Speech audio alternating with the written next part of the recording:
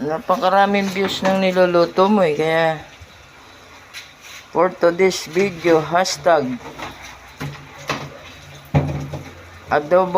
kalderetang manok.